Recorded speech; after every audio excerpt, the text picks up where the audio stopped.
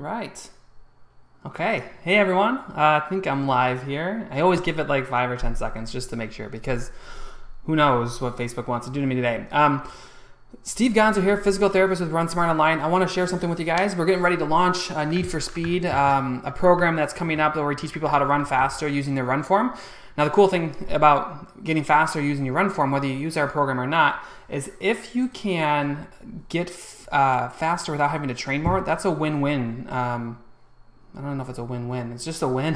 Where you can be able to not have to train harder or train more, which usually accompanies with a lot of injuries. So if you're interested in checking out our program, go to it's called Need for Speed. Go to openmystride.com and take a look at that. What I want to show you here is two runners. Well, it's actually the same runner, but two different times that they're running, and how we open their stride and what that means for you. Because if you can open your stride, you can use your run form to lengthen the time that you're in the air. You can gobble up more ground for every step. Now, the key thing with this is that you can imagine just for a second if you add 1 inch to every step that you take, and if you take 80 steps a minute, 160 on both sides, 1 inch per step can really add up. And if you're on the ground, you're really slowing down and you're increasing your risk for injury. So why not just add a little bit and carry a little bit in your stride? So take a look at this runner and see if you can mimic it. If you want my help with this, go to openmystride.com, where we're going to be teaching this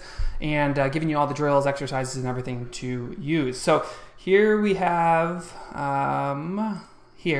So two different runners, the same runner, did it again, but two different times. But I want to show you, let's just back them up.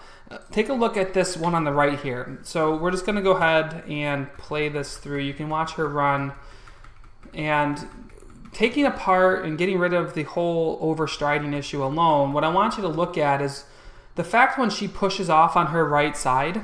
So this leg is pushing off, and then pretty much almost instantaneously, her other foot is coming crashing to the ground already. So what that means is the point of push off here, she generated all this forward movement to go down the road, and she's not carrying anywhere. So if you look at her stride length, how far she carried from push off to touchdown, it's going to be very limited. And granted, it'd be easier to see on the road, but this is a great treadmill view I saw with the before and after, so I wanted to share it with you. When she pushes off on the 1 foot, she can only go this far for every step that she takes. Now imagine if we can get her to go this far and maybe just add an inch or two, 80 times a minute on one leg. That can add up quite a bit. So let me show you what we did here, because the key thing that most people do, particularly in late stage races, whether it's a 5K, half marathon, or marathon, is they tend to not pick their feet up anymore. They tend to shuffle. And instead of focusing on just finishing the race, or going to a dark spot in a race where you don't want to be doing anymore, what we encourage people to do is pick up what we call the figure 4 position. Learn how to drive from the knee, run from the core, run from your hips, and open your stride up. The tendency is to close it all down and kind of like grab at the ground and try to get down the road as quick as possible. Well, we actually want you to not do that. We want you to focus in what we call flip the switch, focus on your run form, open your stride, and the results are amazing. Now remember, you're going to spend weeks and months and possibly even years training for a single race. Don't leave it up to your run form falling apart to be the thing that ruins you on race day. So let me show you this young lady again.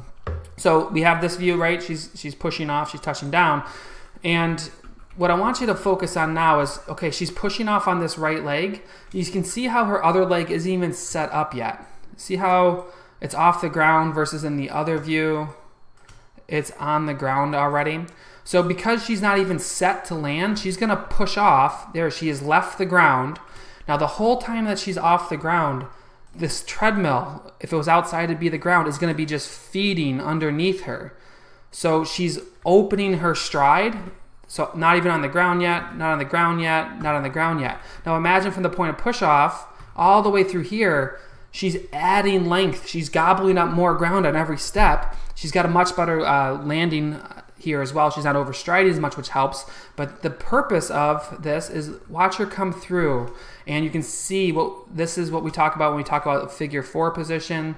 So I'll just draw it on here for you. We teach this in our program how to do this, because a lot of times people do it incorrectly and they drive their knee in the wrong position. So it's a backwards 4. We could just flip her around and show it that way. But that 4 position of her pulling through the leg, that occurs not just from lifting her foot up. Now, a lot of people think, when they're going to do this, they're just going to do some butt kicks, or they're just going to drive their knee really hard. And I can tell you that actually wastes a lot of energy.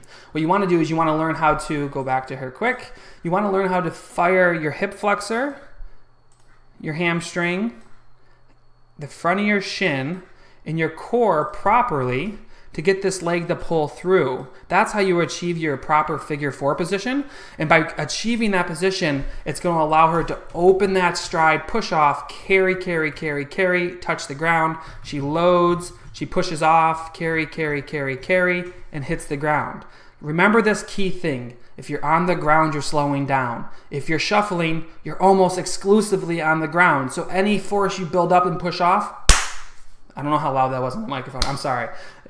You're going to just be pummeling into the ground and slowing down instantly. What you want to do is carry. You want to be able to carry that stride. That's what we teach in Need for Speed. If you're interested in our help with this, we start pretty soon. The price is either going up or we're about to close the program. So go to openmystride.com and check it out. We're going to teach you all the drills, exercises, and the mentality over 4 weeks of how to implement this in your running. It's great if you have a 5K, half marathon, or full marathon coming up, or if you just want to improve your running so that you can run faster. The cool thing, again, is that when you open your stride, you get faster almost immediately, in fact, and you have a mechanism to go to when you start struggling in a race. There's a lot of intricacies in this that we teach in the program, but if anything else, at least commit to better run form. It'll help you become better as a runner, and you'll get your results on race day, which is always fantastic when you spend so much time training for something. So hope this helps you all, and go to openmystride.com if you want to come join us on August 4th. All right, bye guys.